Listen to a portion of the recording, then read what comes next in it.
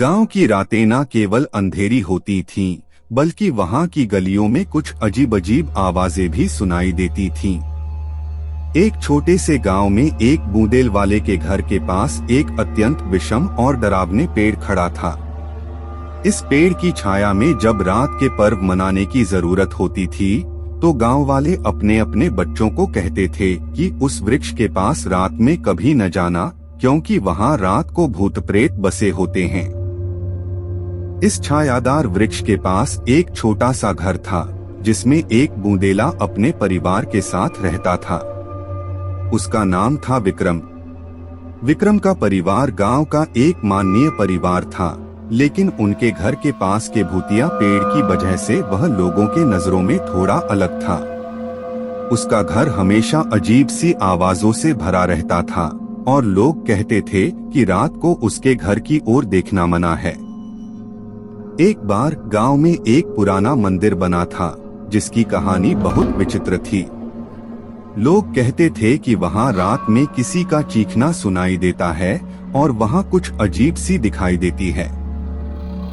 इस मंदिर के पास विक्रम का घर था और एक दिन वह अपने दोस्तों के साथ मंदिर की ओर बढ़ा। मंदिर के बाहर वह देखा कि एक भूतिया रात अब चुकी थी और वहां कुछ अजीब सी आवाजें हो रही थीं। विक्रम ने अपने दोस्तों से कहा, चलो देखते हैं क्या हो रहा है, और उन्होंने मंदिर की ओर कदम बढ़ाया। मंदिर के अंदर पहुंचते ही वह देखा कि वहां एक पुराना कुर्सीदार स्थित था, जो अपने दिनों की बातें बनाए बैठा हुआ था। विक्रम ने अपने दोस्तों से कहा, यह कैसा चमत्कार है? क्या यह सच हो सकता है?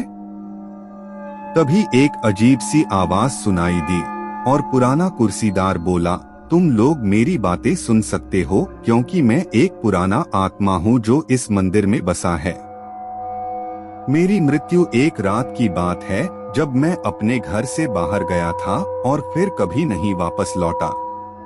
पुराना कुर्सीदार ने अपनी दर्दनाक कहानी सुनाई, जिसमें उसकी हत्या का राज था। उसने विक्रम से कहा, मुझे शांति मिलेगी जब मेरी हत्या का रहस्य हल होगा। तुम्हें मेरी मदद करो और मेरी आत्मा को मुक्त करो, ताकि मैं शांति से आगे बढ़ सकूं।